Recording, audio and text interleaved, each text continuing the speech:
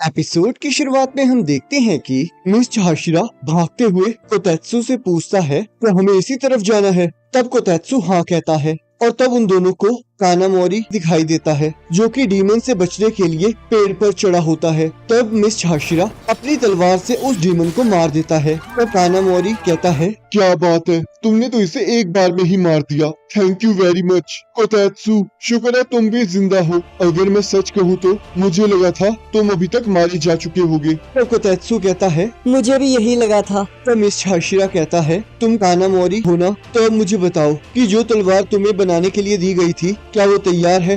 कानामोरी miss Hashira की तलवार को देखकर कहता है, ये तो बुरी तरह से खराब हो चुकी है। तब मिस हाशिरा कहता है, इस वजह से तो मैं इस विलेज में आया हूँ। तब कानामोरी कहता है, आपकी तलवार तैयार है, मैं आपको वो अभी दे देता हूँ। तब कोतेत्सु कहता है, क्या तुम अब खुश हो? तो अब कोनामारी को थैंक यू कहो। तब कानामोरी कहता है, तांजीरो ने मुझे आपके लिए तलवार बनाने के लिए कहा था और वो चाहता था कि मैं आपको अच्छी तरह समझूं, तो इसी वजह से मैंने आपके पुराने स्वॉर्ड स्मिथ के बारे में जानकारी हासिल की। तब कोतेत्सु कहता है, रुक जाइए कानामोरी, हमें सबसे पहले हैगन एजुका के पास जाना चाहिए। अगर उनके ऊपर डीमस ने हमला किया तो? तब कानामोरी कहते हैं, तुमने सही कहा, हमें अभी उनके पास जाना चाहिए। चलो मैं तुम दोनों को वहाँ ले जाता हूँ। तो यहाँ हम देखते हैं भागते हुए कानामोरी कहते हैं, मुझे विलेज की बहुत चिंता हो रही है। हमें आपके जैसे हाशिरा की जरूरत है ताकि आप वो स्वॉर्ड लेके दूसरों की मदद कर सके। वो देखो, वो रहा वो वाला घर जहाँ पर हैगन एजुका काम कर रहे हैं। शुक्र है अभी तक किसी मॉन्स्टर ने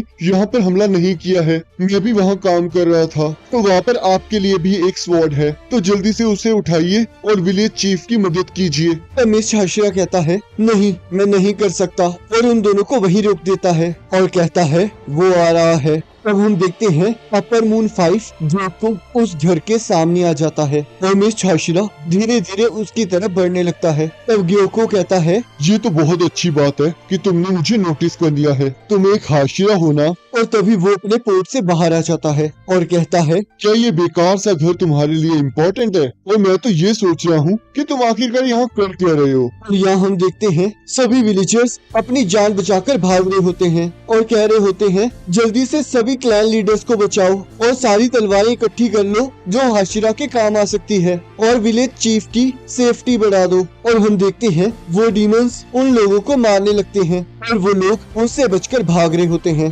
तभी हम देखते हैं मित्सुरी वहाँ जाती है और उस राक्षस को मार देती है और कहती है, मुझे माफ कर देना, मैं लेट हो गई। क्या यहाँ पर सब लोग ठीक है? मैं अभी इन डीमंस को मार देती हूँ। तो हम देखते हैं वो उन डीमंस को मारने लगती है। तब एक पर्सन कहता है, ये हाशिरा तो बहुत ताकतवर है, मैं तो इसकी क्यूटनेस की वजह से ये भूल ही गया था कि ये एक हाशिरा भी है। प्लीज जाके विलेज चीफ को बचाइए। और यहाँ हम देखते हैं एक बड़े से डीमन ने उस विलेज के चीफ को पकड़ा होता है और वो उनके बाकी साथियों को मार रहा होता है। और तब एक पर्सन सोचता है, जो डीमन स्लेयर का मेंबर यहाँ पर गार्ड के तौर पर था, वो तो बहुत आसानी से मारा गया। अब मैं अपने चीफ को, जो कि इस विलेज के सबसे ज्यादा स्किल्ड पर्सन है, मैं उन्हें मरने नहीं दे सकता। ये डीमन तो बहुत बड़ा है और मेरे अटैक इस पर काम भी नहीं कर रहे हैं। और तभी हम देखते हैं मित्सुरी वहाँ आ जाती है और उस पर्सन को कहती है, तुम यही रहो, मुझे लगता है तुम्हें इंटरनल इंजरीज हुई हैं। तब वो पर्सन सोचता है, आखिर ये तलवार कैसी है? क्या चीफ ने इसे बनाया है? मैंने तो बस इसके बारे में अफवाहें ही सुनी थी। और तब मित्सुरी कहती है, love breathing first form, शिवर्स of first love, और उस डीमन को काट देती है और कहती है, क्या तुम जानते हो मेरा दिल उनके लिए नहीं धड़कता जो कि दूसरों को हर्ट करते हैं। और हम देखते हैं वो डीमन मर जाता है। और तब मित्सुरी चीफ को पकड़कर कहती है, क्या आप ठीक है चीफ? क्या आप मुझे सुन सकते हैं? तब चीफ कहते हैं, पता नहीं, पर मैं बहुत खुश हूँ क्योंकि मुझे एक क्यूट लड़की ने हक किया है। तब दूसरा पर्सन कहता है, मैं भी अपने सिर के बाहर गिरा था, प्लीज मेरा भी हाथ पकड़ लो। तब चीफ कहते हैं, हमें डिस्टर्ब मत करो। और तब यहाँ तांजीरो सोचता है, आखिरकार ये कैसी स्मेल है? और तब सेकिडो कहता है, तुम मुझसे भाग नहीं सकते, और अपनी पावर से तांजीरो और नेजुको पर हमला कर देता है। और तब वो दोनों वहीं गिर जाते हैं। तब तांजीरो सोचता है, अब मुझे याद आया, मैं तो उस डीमन के अटैक की वजह से बेहोश हो गया था। और तभी हम देखते हैं रोगी उन पर हमला कर देता है और तांजीरो नेजुको को उठाकर वहाँ से भाग निकलता है। तब सेकिडो कहता है, इसने मुझे बहुत परेशान कर दिया है, कारुकु इस जगह को उड़ा दो।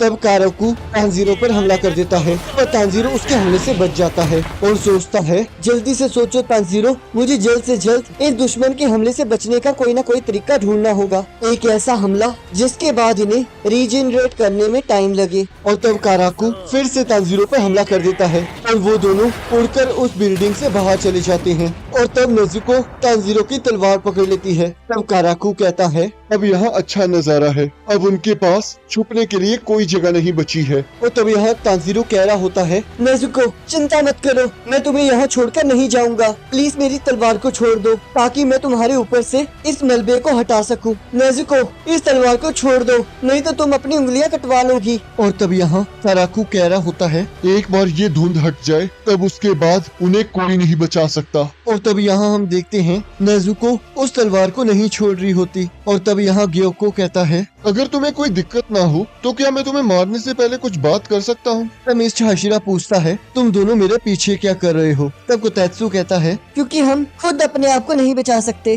तब ग्योको कहता है, मैं तुम तीनों को अपने आज रात की एक क्रिएशन दिखाना चाहता हूँ। तब मिस्टर हाशिरा कहता है, आखिरकार तुम क्या कहना चाहते हो? तब ग्योको कहता है, ये देखो पहली, इसे मैं कहता हूँ द स्वॉर्ड्समिथ एगोनीज ऑफ डेथ, जिसे देखकर कानामोरी और कोतेत्सु डर जाते हैं। तब ग्योको कहता है, इनके हाथों को देखो, मैंने पर्सनली इन्हें फ्रंट टच दिया है। इस काम को पूरा करने के लिए मैंने 5 स्वॉर्ड्समिथ का यूज किया है। तब कोतेत्सु रोने लगता है। तब ग्योको कहता है, मुझे नहीं लगा था कि तुम इसे देखकर इतने इमोशनल हो जाओगे। और ये तलवारें इस बात को बताती हैं कि ये लोग स्वॉर्ड्समिथ हैं और ये तलवारें इनके काम को दर्शाती हैं। और मैंने इनके मास्क को आधा इसलिए रहने दिया है ताकि मैं इमोशनल लेसनेस और रूडनेस दिखा सकूं। और बेस्ट पार्ट तो ये है, अगर मैं इस स्वॉर्ड को घुमाऊंगा और तब ग्योको जैसे ही उस तलवार को घुमाता है वो सभी लोग चीखने लगते हैं, जिसे सुनकर कानामोरी और कोतेत्सु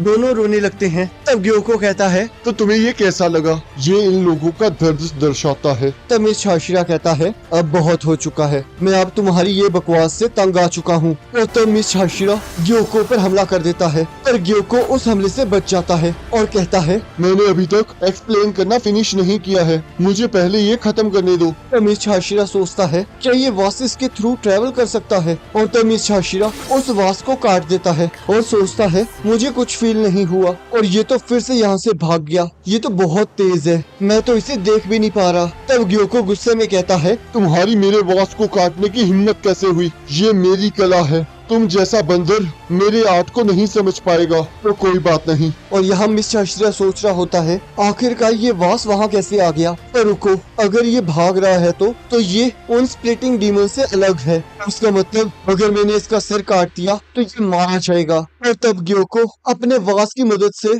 मिस्टर हाशिरा पर हमला कर देता है और हम देखते हैं मिस्टर हाशिरा उस हमले से बच जाता है। तब ग्योको के डीमंस कोतेत्सु और कानामोरी पर हमला कर देते हैं, पर मिस्टर हाशिरा बीच में आकर उन्हें बचा लेता है और कहता है, तुम बस मेरे रास्ते में आओगे तो जाकर छुप जाओ।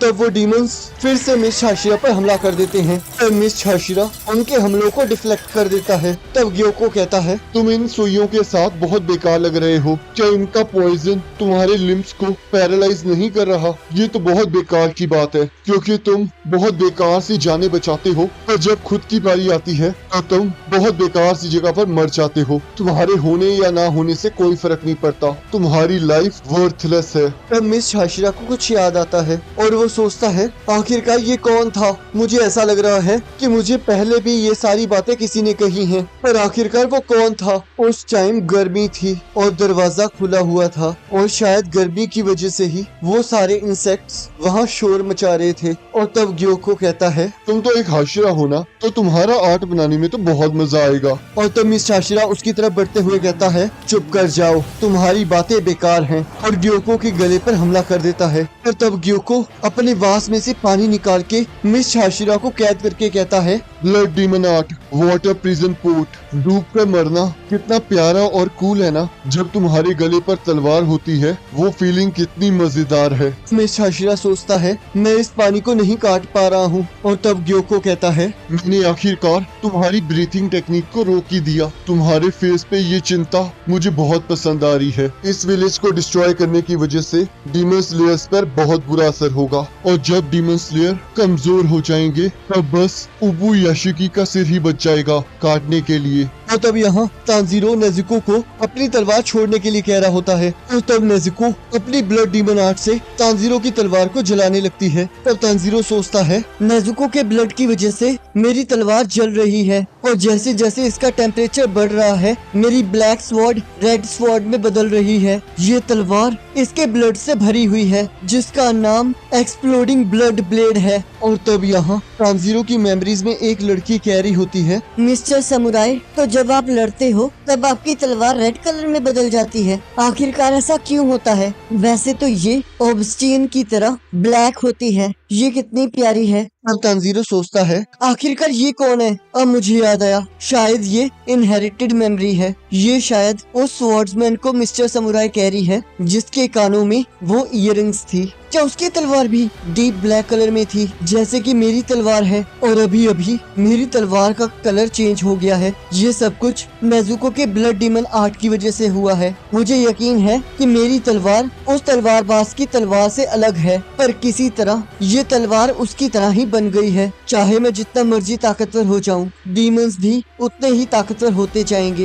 एक ह्यूमन बॉडी बहुत टाइम तक ये सब कुछ नहीं कर सकती और हर बार कोई ना कोई मेरी मदद करने आया है ताकि मैं अपनी जिंदगी जी सकूं। तो अब मुझे उन सब के कर्जों को उतारना होगा। वो उन लोगों की उम्मीदें और फीलिंग्स मुझे ताकत दे रही हैं ताकि मैं इन डीमंस को हरा सकूं, ताकि मैं इंसानियत को बचा सकूं। मुझे उनकी फीलिंग्स को जवाब देना ही होगा। और तब तांजीरो उन डीमंस के सामने चला जाता है। तब वो डीमंस कहते हैं, तुम इस तलवार से हमें नहीं मार सकते। और तब उरोगी तांजीरो पर हमला करने लगता है। और तब सेकिडो सोचता है, ये तो वैसे ही रेड स्वॉर्ड है जैसे कि लॉर्ड मुजान की मेमोरीज में थी। ये तो उसी स्वॉर्ड्समैन की तलवार की तरह है जिसने लॉर्ड मुजान के सिर को काट ही डाला था। और तब हम देखते हैं तांजीरो का मार्क इवोल्व होने लगता है। और तब उरोगी को भी तांजीरो के अंदर जुरिची की परछाई दिखाई देती है। तब तांजीरो कहता है, हिनोकामी कागरा ड्रैगन सन हेलो, और उरोगी का सिर काट देता है और लाइटनिंग स्पीड से बढ़ते हुए